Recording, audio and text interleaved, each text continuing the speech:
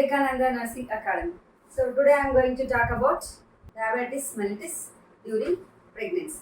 Okay, so you have an idea regarding diabetes. Okay, so in diabetes we have diabetes mellitus and diabetes insipidus. Okay, coming to the diabetes mellitus. So in this again we have types. Okay, so coming to the diabetes, what is diabetes? What happens in diabetes? So there will be like glucose intolerance. Okay, so in the diabetes especially there will be due to lack of production or like due to resistance of the insulin or okay diabetes mellitus usually it is carbohydrate metabolism. The problem with carbohydrate metabolism, especially glucose levels. Okay, so especially glucose intolerance means like insulin. Okay, so in our body always our body maintains homeostasis, balance. Okay, so మన body ఎప్పుడు కూడా ఏం చేస్తుంది, ఒక equilibrium balance అనేది maintain అవుతుంది. Okay, so usually blood sugar levels. Okay, so sugar levels. Okay, sugar levels also always it try to maintain normal. Okay, in some cases especially during diabetes mellitus, so due to decreased insulin production, due to decreased insulin production or due to decreased insulin production or insulin resistance may lead to high glucose levels. Okay, so that leads to high glucose levels which leads to diabetes mellitus. Okay, so diabetes mellitus especially the blood glucose levels will be high, so it may be due to decreased production of insulin. So కొన్నిసార్లు మనకి insulin production లేకపోవడం కానీ లేదా produce అయినా కూడా అది resistance అవ్వడం వల్ల కానీ సో మనకి బ్లడ్లో గ్లూకోజ్ లెవెల్స్ అనేది ఇంక్రీజ్ అవుతాయి. So that we can call it as diabetes mellitus. Okay, in diabetes mellitus we have again types. Okay, like type 1 diabetes. Okay, type 1 and type 2 diabetes. Okay, so coming to the type 1 diabetes, we will call it as insulin dependent diabetes mellitus, where there is no production of insulin.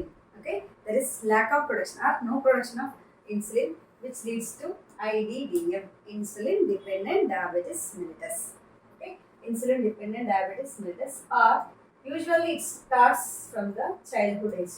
So in the children, so juvenile diabetes, we will call it as juvenile diabetes. Okay, so next coming to the type 2 diabetes. Okay, so type 2 diabetes లో మనకి మేజర్గా NIDDM అని కూడా అనొచ్చు, non insulin dependent diabetes mellitus. Type 2 డయాబెటీస్ని we can call it as non insulin dependent diabetes mellitus.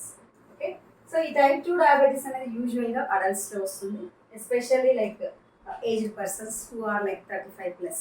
Okay, more prone to get, so lifestyle, sedentary lifestyle, lack of exercise, genetical history, so ivanni kuda main risk factors to have this type 2 diabetes. Okay, so next coming to the today's topic, gestational diabetes. Okay, gestational diabetes or diabetes mellitus during the pregnancy.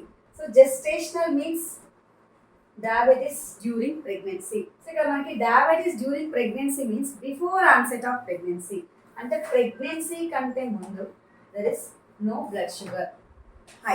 Okay, no high blood glucose levels before the pregnancy, అంటే before pregnancy వరకు, onset of pregnancy వరకు కూడా మనకి sugar levels అనేది నార్మల్గా ఉంది. Especially during the pregnancy the blood sugar levels gets raised.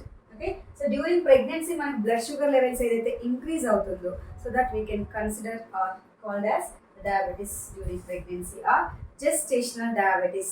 So ఈ gestational diabetes అనేది మనకి ఎప్పుడు వస్తుంది, onset usually from 24 to 28 weeks. If you take gestational hypertension, so gestational hypertension కూడా ఏంటి, బిఫోర్ నార్మోటెన్సివ్, అంటే బిఫోర్ ప్రెగ్నెన్సీ నార్మోటెన్సివ్గా ఉండి డ్యూరింగ్ ప్రెగ్నెన్సీనే మనకి బ్లడ్ ప్రెషర్ అనేది హై అవుతాయి. So we will call that gestational hypertension. In the same వే ఇక్కడ కూడా మనకి before pregnancy normal blood glucose levels ఉండి డ్యూరింగ్ ప్రెగ్నెన్సీ మాత్రమే మనకి బ్లడ్ గ్లూకోజ్ లెవెల్స్ కనుక ఇంక్రీజ్ అవుతాయి, we will call it as gestational diabetes. Okay, so how this blood glucose levels will be increased? Okay, so మనకి ఇట్లా blood glucose అనేది increase కావడానికి so what is the reason? So usually మనకి pancreas. Okay, so pancreas అనేది like okay, so this is pancreas antunna. So here pancreas is like exocrine and endocrine gland. This is like exocrine and endocrine gland, means it performs both exocrine and endocrine functions. Okay, so pancreas అనేది మనకి ఒక leaf లాంటి structure. Okay, especially in the curve of the duodenum. So మనకి ఇట్లా duodenal కర్వ్లో, okay, ఇది stomach అయితే, okay, so in the curve of duodenum it will be present. Okay, so here pancreas is called as both exocrine and endocrine gland. Okay, so exocrine meaning it, exo ante outside, endo ante inside. Okay, so ikkada exocrine gland functions ante especially it will produce juices. Exocrine gland ante manaki ikkada there will be like acina cells within the pancreas. There will be acina cells which will produce like pancreatic ducts. Okay, ఇక్కడ అన్ని కూడా మనకి they will open into ఇక్కడ acina cells అనేవి ఏం చేస్తాయంటే pancreatic juice ని produce చేసి, so these cells will produce pancreatic juice into main pancreatic duct. Okay, so major pancreatic duct లోకి మనకి జ్యూస్ అనేది రిలీజ్ అవుతుంది. So that juice is called as pancreatic juice. Okay, so pancreatic juice అనేది మనకి it has significant role in digestion. So pancreatic juice లో మనకి major గా like pancreatic juice consisting of enzymes. Okay, like trypsinogen and pancreatic amylase. Okay, pancreatic amylase and lipase. Okay, so ఈ enzymes అన్ని కూడా మనకి pancreatic juice లో ఉంటుంది, exocrine part లో. సో ఎక్సోక్రైన్ పార్ట్ అంటే ఏంటంటే so it will have like duct like system. Okay, so మనకి ఈ ఏదైతే జ్యూసెస్ ని ప్యాంక్రియాస్ ప్రొడ్యూస్ చేస్తుందో, ఎసినా సెల్స్ ఏదైతే జ్యూసెస్ ని ప్రొడ్యూస్ చేస్తుంది, so those juice will be coming in to the ducts. Okay, so మనకి డైరెక్ట్ గా బ్లడ్ స్ట్రీమ్ లోకి వెళ్ళకుండా సో ఇక్కడ జ్యూసెస్ అనేవి through the duct it will open in to the duodenum. ఇక్కడ మనకి డియోడినమ్ లోకి ఓపెన్ అవుతాయి అనమాట ఈ జ్యూసెస్ మొత్తం. ఓకే, ఎక్సోక్రైన్ అంటే ఏంటంటే they will have the ducts.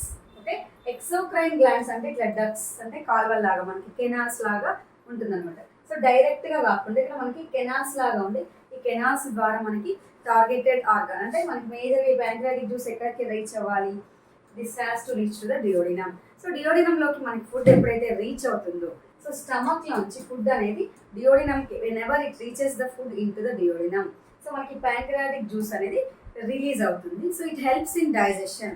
So మేజర్గా మనకి డైజెషన్లో హెల్ప్ అవుతుంది. ఓకే, సో ఒకవేళ కనుక మనకి ప్యాంక్రియాస్ అనేది ఎఫెక్ట్ అయింది అనుకున్నాం, ఫర్ ఎగ్జాంపుల్ ప్యాంక్రియాటైటిస్ లేకపోతే ప్యాంక్రియాటిక్ ట్యూమర్స్, ప్యాంక్రియాస్కి సంబంధించిన ఎనీ ప్రాబ్లమ్ ఇట్ అక్కర్స్, ఒకవేళ ప్యాంక్రియాస్కి ఎలాంటి ప్రాబ్లం జరిగినా ఏమవుతుంది, ఎక్సోక్రైన్ ఫంక్షన్ అనేది ఇంపైర్మెంట్ అవుతుంది. ఎక్సోక్రైన్ ఫంక్షన్ అంటే ఏంటి, డైజెషన్. ఇక్కడ మనకి డైజెస్టివ్ ఎంజైమ్స్ ఏంటి అంటే ట్రిప్సినోజన్, అమలైజ్, లైపేజ్, బేసిక్ ఈ త్రీ. ఓకే, సో ఇవి కాకుండా మనకి chymotrypsinogen like okay, so carboxypeptidases also will be there. So ఈ trypsinogen acts on proteins, amylase acts on carbohydrates, lipase acts on fats. Okay, so మనకి food అనేది కంప్లీట్గా digest అవ్వడానికి ఈ ఎంజైమ్స్ యూజ్ అవుతాయి. ఓకే, సో ఇదంతా కూడా మనకి exocrine part of the pancreas. Okay, ఇక్కడ మనకి తెలుసుకోవాల్సింది ఏంటి, డయాబెటీస్ అనేది ఇది ఎండోక్రైన్ డిస్ఫంక్షన్. ఓకే, డయాబెటీస్ ఎప్పుడు వస్తుంది అంటే ఎండోక్రైన్ డిస్ఫంక్షన్ వల్ల వస్తుంది. Okay, so till now which we have seen is like exocrine part లేదా exocrine function. So now let us see about endocrine function. సో ఇక్కడ ఎండోక్రైన్ ఫంక్షన్స్ లో మనకి inside the pancreas there are cells like islets of Langerhans లేదా Langerhans cuticle అంటారు. Okay, so ఈ islets of Langerhans will have the cells like alpha cells, beta cells and delta cells లేదా gamma cells అని కూడా అనొచ్చు. Okay, ఈ alpha cells ఏం చేస్తాయంటే they produce glucagon. Alpha cells ఏం ప్రొడ్యూస్ చేస్తాయి, గ్లూకాగాన్ ప్రొడ్యూస్ చేస్తాయి. సో బీటా సెల్స్ ఏం ప్రొడ్యూస్ చేస్తాయి, ఇన్సులిన్ ని ప్రొడ్యూస్ చేస్తాయి. Beta cells will produce insulin. Okay, so మనకి డెల్టా సెల్స్ లేదా gamma cells they will produce somatostatin. somatostatin ని ప్రొడ్యూస్ చేస్తుంది. ఓకే, సో ఇక్కడ మనకి islets of Langerhans especially alpha cells will produce glucagon, beta cells will produce insulin, okay, so delta cells will produce somatostatin. So glucagon ఏం చేస్తుంది? What the glucagon will do? So glucagon will increase blood glucose levels. Glucagon ఏం చేస్తుంది?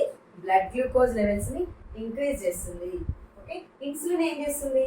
Blood glucose levels ని decrease చేస్తుంది. Increase చేస్తే ఇది decrease చేస్తుంది అనమాట. సొమాటోస్టాటిన్, సో ఎప్పుడైనా మనకి వర్డ్ సొమాటో మీన్స్ ఏంటి?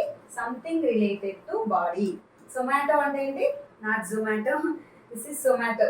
ఓకే, సొమాటోస్టాటిన్ అంటే this is something related to body. Okay, so somatostatin అంటే కంట్రోల్ చేయడం అనమాట. అంటే ఇక్కడ గ్రోత్ ఇన్హిబిటింగ్ హార్మోన్. సొమాటోస్టాటిన్ మనం ఏమనొచ్చు? Growth inhibiting hormone. ఇక్కడ మేజర్గా గ్రోత్ మనకి గ్రోత్ హార్మోన్స్ ఉన్నాయి. From where do we get growth hormones? Growth hormones అనేది మనకి యూజువల్గా anterior lobe of the pituitary gland నుంచి will get the growth hormones. ఒకవేళ గ్రోత్ హార్మోన్స్ కనుక ఎక్సెస్ అయింది అనుకుందాం, so that leads to gigantism. Growth hormones మనకి ఇంక్రీజ్ అయితే ఏమవుతుంది? జైగాంటిజం వస్తుంది. ఓకే, ఇక్కడ గ్రోత్ హార్మోన్స్ ఎక్సెస్ కాకుండా, అంటే ఆల్వేస్ మన బాడీ ఎలా ట్రై చేస్తుంది అంటే ఒక హోమియోస్టాసిస్, ఈక్విలిబ్రియం, బ్యాలెన్స్ మెయింటైన్ చేయడానికి ట్రై చేస్తుంది. ఇక్కడ గ్రోత్ హార్మోన్స్ ఎక్సెస్గా రిలీజ్ అయినప్పుడు, so this somatostatin will release growth hormone inhibiting hormone. Growth hormone inhibiting హార్మోన్ని రిలీజ్ చేస్తుంది అనమాట. సో ఇది చాలాసార్లు బిట్లో వచ్చింది, very very important big point. Okay, somatostatin is growth hormone inhibiting hormone, అంటే గ్రోత్ని రెడ్యూస్ చేస్తుంది, ఎక్సెస్ గ్రోత్ కాకుండా స్టాప్ చేస్తుంది అనమాట. So from where do we get? So this will get from pancreatic delta cells. Okay, ఇక్కడ మనకి important aspect today's టాపిక్లో ఏంటంటే, సో రిగార్డింగ్ ద డయాబెటీస్ కాబట్టి, సో ఇక్కడ మనకి especially glucagon and insulin how they work. So ఇక్కడ మనకి ఎక్కడైతే ఈ బ్యాలెన్స్ అనేది ఇంపైర్మెంట్ అవుతుందో between the production of glucagon and insulin, for example alpha cells if they produce excess glucose. Okay, so మనకి గ్లూకోజ్ ఎంతైతే ప్రొడ్యూస్ అవుతుందో, when the alpha cells produce excess glucose. Okay, so glucose excess produce అయినప్పుడు, so ఇమీడియట్గా మనకి beta cells కూడా release అయ్యి, so ఈ glucose లెవెల్స్ని తగ్గించాలి. ఓకే, ఎప్పుడైతే మనకి glucose, for example you didn't had any food, so మీరు ఈరోజు ఏం ఫుడ్ తీసుకోలేదు అనుకుందాం, సో ఇమీడియట్గా ఏమవుతుంది? మన బాడీలో బ్లడ్ గ్లూకోజ్ లెవెల్స్ డిక్రీజ్ అవుతుంది when ever you didn't have the food.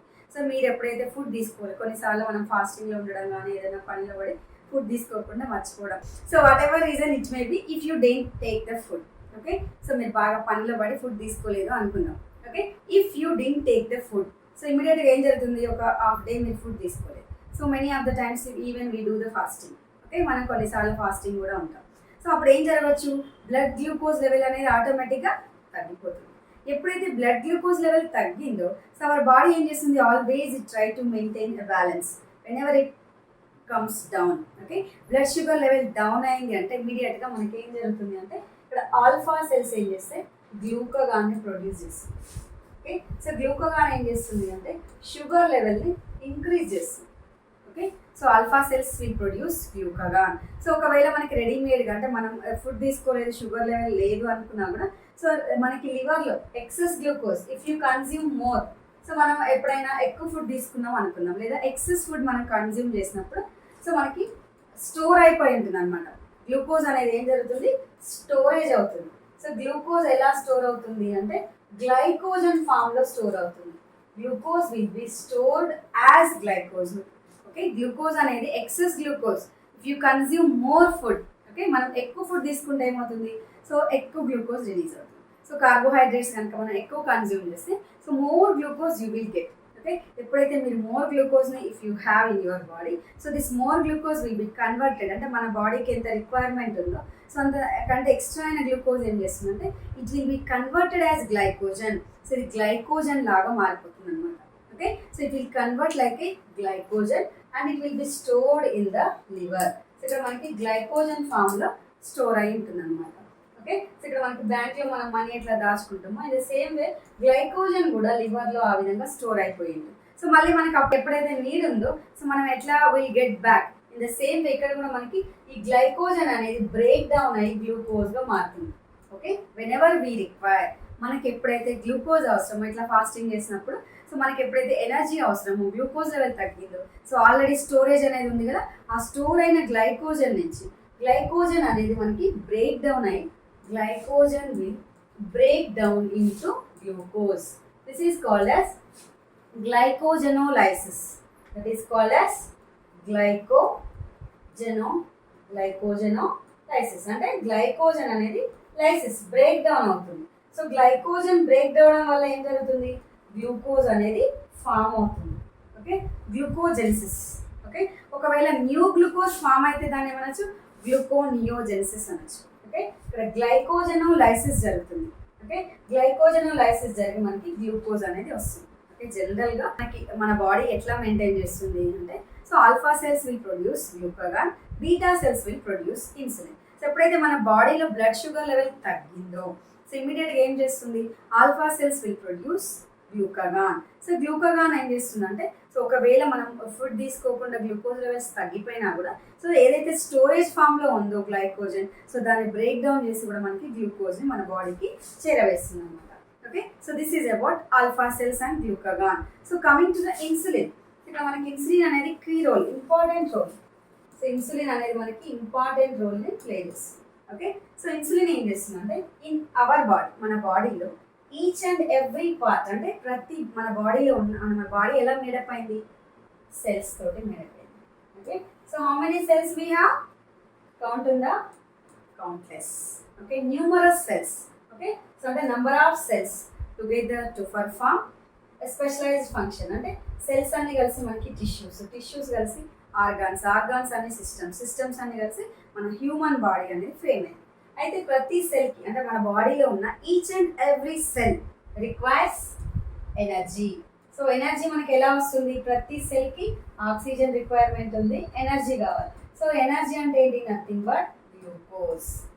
Each and every cell in our body requires, అంటే టు సర్వైవ్. సో సెల్ అనేది సర్వైవ్ కావాలి అంటే ఏం జరగాలి, ఇట్ రిక్వైర్స్, ఎప్పటికప్పుడు మనం ఆక్సిజన్ ఇవ్వాలి అండ్ ప్లస్ ఎనర్జీ, గ్లూకోజ్ని ఇవ్వాలి. ఎప్పుడైతే సెల్కి గ్లూకోజ్ లేకపోయినా, ఆక్సిజన్ లేకపోయినా ఏమవుతుంది, టిష్యూ డెత్ అయిపోతుంది, నెక్రోసిస్ అయిపోతుంది, death of the tissue.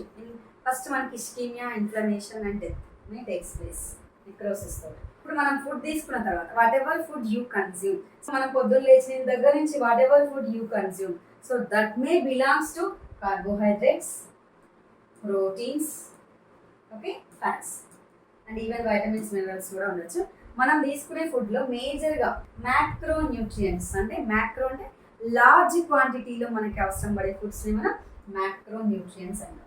Okay, so ఇక్కడ ఏదైతే లార్జ్ క్వాంటిటీలో మనం తీసుకుంటామో, so carbohydrates, proteins and fats. Okay, so ఈ కార్బోహైడ్రేట్స్ అనేది ఫైనల్గా మనకి డైజెషన్ జరిగిన తర్వాత గ్లూకోజ్గా మారుతుంది. ప్రోటీన్స్ ఏ విధంగా మారుతాయి, అమైనో యాసిడ్స్గా మారుతాయి. ఫ్యాట్స్ ఏ విధంగా మారుతాయి, ఫ్యాటీ యాసిడ్స్ అండ్ గ్లీజరాల్గా మారుతాయి. ఓకే, సో ఈ కార్బోహైడ్రేట్స్ అనేది మనకి మెటబాలిజం తర్వాత సో గ్లూకోజ్ లాగా మారింది. Okay, so this glucose has to reach. Okay, ఇప్పుడు మనకి డైజెషన్ జరిగింది, you have consumed the food. Okay, మీరు ఫుడ్ తీసుకున్నారు, మీరు కన్జ్యూమ్ చేశారు ఫుడ్ని. ఆఫ్టర్ యూ ఇంజెస్ట్, ఓకే, మనం ఫుడ్ తీసుకున్న తర్వాత, ఇంజెషన్ తర్వాత ఇక్కడ మనకి డైజెషన్ జరిగింది. After that absorption, after the digestion absorption. ఇక్కడ కార్బోహైడ్రేట్స్ ఏ విధంగా కన్వర్ట్ అయినాయి, గ్లూకోజ్గా కన్వర్ట్ అయింది. ఫైనల్గా కార్బోహైడ్రేట్ అనేది గ్లూకోజ్. ఓకే, మోనోసాకరైడ్స్ అంటారు, సింపుల్ షుగర్స్ అనమాట. గ్లూకోజ్ అంటే ఏంటి, సింపుల్ షుగర్. సో అంటే ఈజీగా అబ్జర్వ్ అవ్వడం అనమాట, సింపుల్ షుగర్. ఓకే, ఈ గ్లూకోజ్ అనేది మనకి ఇప్పుడు ఎక్కడికి రీచ్ అయింది, బ్లడ్లోకి వచ్చింది through microvilli. So it enters into blood vessels. ఇప్పుడు మనకి బ్లడ్ వెజల్స్లో గ్లూకోజ్ అనేది ఉంది. ఓకే, సో మనకి గ్లూకోజ్ బ్లడ్ వెజల్స్ నుంచి ఎక్కడికి వెళ్ళాలి, టిష్యూస్కి రీచ్ అవ్వాలి. ఓకే, మన బాడీలో ఏదైతే సెల్స్ ఉన్నాయో, టిష్యూస్ ఉన్నాయో, so each and every cell should take up the glucose. So please try to understand, each and every part of our body, మన బాడీలో ఉన్న ప్రతి సెల్కి ఏం కావాలి, గ్లూకోజ్ కావాలి, ఎనర్జీ కావాలి, ఆక్సిజన్ కావాలి. ఓకే, ఇప్పుడు మనం ఫుడ్ తీసుకున్న తర్వాత ఫుడ్ అనేది డైజెషన్ జరిగి, అబ్జార్ప్షన్ జరిగి, గ్లూకోజ్ అనేది ఎక్కడికి వచ్చింది, బ్లడ్లోకి రీచ్ అయింది. సో బ్లడ్లోకి రీచ్ అయితే ఈ బ్లడ్ ఏం చేస్తుంది అంటే ట్రాన్స్పోర్ట్ సిస్టమ్, మన బాడీలో ట్రాన్స్పోర్ట్ సిస్టమ్ లాగా బ్లడ్ అనేది పనిచేస్తుంది. ఓకే, బ్లడ్ అనేది ఏ system? It is a transport system. Okay, so ఇది ఏమేమి క్యారీ చేస్తుంది? ఆక్సిజన్ని క్యారీ చేస్తుంది, ప్లస్ న్యూట్రియంట్స్ని టిష్యూస్కి క్యారీ చేస్తుంది అనమాట. In the same way carbon డైఆక్సైడ్ని మళ్ళీ మనకి బ్యాక్ బ్రింగ్ చేస్తుంది. It will bring back the carbon dioxide to the heart. Okay, ఇప్పుడు మనకి బ్లడ్ అనేది ఏం చేస్తుంది? మేజర్గా గ్లూకోజ్ని టిష్యూస్కి రీచ్ అయ్యేలాగా చూస్తుంది. ఓకే, ఇప్పుడు బ్లడ్లో గ్లూకోజ్ అనేది ఉంది. You have taken the food, you have ingested the food. మీరు తీసుకున్న ఫుడ్ అనేది డైజెషన్ జరిగిపోయింది, ప్లస్ అబ్జార్ప్షన్ కూడా జరిగి గ్లూకోజ్ అనేది మనకి బ్లడ్ వెజల్స్లోకి రీచ్ అయింది. ఓకే, ఇప్పుడైతే మనకి గ్లూకోజ్ బ్లడ్ వెజల్స్కి రీచ్ అయిందో, సో ఇక్కడ నుంచి ఎక్కడికి వెళ్ళాలి? టిష్యూస్కి వెళ్ళాలి. Okay, so to reach into the tissues, ఈ గ్లూకోజ్ అనేది టిష్యూలోకి రీచ్ అవ్వాలి అంటే, సెల్లోకి రీచ్ అవ్వాలి అంటే we require a key. Please try to understand. ఇప్పటి వరకు మనకి ఏం జరిగింది? బ్లడ్ గ్లూకోజ్ అనేది బ్లడ్లో, గ్లూకోజ్ అనేది ఎక్కడ ఉంది? బ్లడ్లో ఉంది. ఇవి బ్లడ్ వెజల్. ఓకే, బ్లడ్ వెజల్లో మనకి ఇప్పుడు glucose is there. Okay, so blood వెజల్లో we have the glucose. So ఈ గ్లూకోజ్ అనేది ఎక్కడికి వెళ్ళాలి? ఏదైతే టిష్యూస్ ఉన్నాయో టిష్యూస్కి రీచ్ అవ్వాలి. ఓకే, ఇట్లా టిష్యూస్కి రీచ్ అవ్వాలంటే we need a key. Okay, that key is insulin. Okay, insulin ఏం చేస్తుంది అంటే ఇక్కడ ఉన్న గ్లూకోజ్ని టిష్యూ టేకప్ చేసేలాగా చేస్తుంది. ఓకే, ఇన్సులిన్ మేజర్గా ఏం పని చేస్తుంది? గ్లూకోజ్ని టిష్యూ టేకప్ చేసేలాగా చేస్తుంది. ఓకే, బ్లడ్లో ఉన్న గ్లూకోజ్ అనేది tissue will take up by the help of insulin. Okay, so మనకు ఎప్పుడైతే ఇన్సులిన్ పనిచేస్తుందో ఈ గ్లూకోజ్ అనేది టిష్యూ టేకప్ అయ్యేలాగా చేస్తుంది. ఓకే, ఎప్పుడైతే ఇన్సులిన్ ప్రొడక్షన్ లేదు అంటే మనం కొన్ని కండిషన్స్ చెప్తాం కదా, టైప్ 1 డయాబెటీస్లో ఇన్సులిన్ ప్రొడక్షన్ ఎలా ఉంటుంది? No production at all. Okay, so అదే కనుక టైప్ 2లో అయితే మనకి ఇన్సులిన్ ప్రొడక్షన్ ఉంటుంది, but it will be resistant. అంటే సో మనకి యాడిక్వేట్గా ఇన్సులిన్, సరిపోయేంత ఇన్సులిన్ ఉండకపోవచ్చు, లేదంటే it will not work. Okay, so ఇప్పుడైతే మనకి ఇన్సులిన్ అనేది ఏం చేస్తుంది? ఈ గ్లూకోజ్ని టిష్యూ టేకప్ అయ్యేలాగా చేస్తుంది. ఓకే, ఎప్పుడైతే మనకి ఇన్సులిన్ లెవెల్ తగ్గిపోయిందో, మన బాడీలో ఇన్సులిన్ తగ్గిందో, ఇమీడియట్గా ఏం జరుగుతుంది? ఇక్కడ tissue will not take up the sugar. Okay, ఇక్కడ బ్లడ్ వెజల్స్లో గ్లూకోజ్ ఉన్నప్పటికీ, though there is a blood glucose in the vessels. Okay, blood వెజల్స్లో మనకి గ్లూకోజ్ ఉన్నప్పటికీ కూడా it cannot take up by the cells, tissues తీసుకోలేవు అనమాట. ఓకే, అందుకే మనకి బ్లడ్ షుగర్ ఏమవుతుంది? ఇంక్రీజ్ అవుతుంది. ఓకే, సో గ్లూకాగాన్ ఏం చేస్తుంది? గ్లూకోజ్ లెవెల్స్ని ఇంక్రీజ్ చేస్తుంది. Blood glucose levels will be increased by glucagon. Okay, next insulin. Insulin ఏం చేస్తుంది అంటే ఇక్కడ బ్లడ్ గ్లూకోజ్ అంటే ఇక్కడ టిష్యూకి సప్లై చేయడం వల్ల, అంటే టిష్యూకి తీసుకునేలాగా టేకప్ చేసేలాగా చేయడం వల్ల మనకి బ్లడ్ గ్లూకోజ్ లెవెల్ ఏమవుతుంది? డిక్రీజ్ అవుతుంది. సో ఇన్సులిన్ మెయిన్ ఫంక్షన్ ఏంటంటే it decreases the blood glucose level by motivating taking up by the cells. Okay, ఎప్పుడైతే మనకి ఇన్సులిన్ లేదో గ్లూకోజ్ అనేది బ్లడ్లో మనకి ఇంక్రీజ్ అయిపోతుంది. Hyper glycaemia, it leads to hyper glycaemia. Hyper అంటే ఎక్సెస్, గ్లైసీమియా అంటే షుగర్, ఈమియా అంటే blood. Okay, so sugar level అనేది మనకి బ్లడ్లో ఇంక్రీజ్ అవుతుంది. ఎప్పుడైతే టిష్యూ తీసుకోవట్లేదు గ్లూకోజ్ ఆటోమేటిక్గా ఏమవుతుంది? ఇంక్రీజ్ అవుతుంది. So that is called diabetes mellitus. Okay, అది ప్రెగ్నెన్సీలో అవ్వనండి, మామూలుగా అయినా అవ్వని. ఓకే, సో జనరల్గా ఏంటంటే ఇన్సులిన్ ప్రొడక్షన్కి ఇన్సులిన్ డిమాండ్కి మధ్య వేరియేషన్ డయాబెటీస్ మెలిటస్.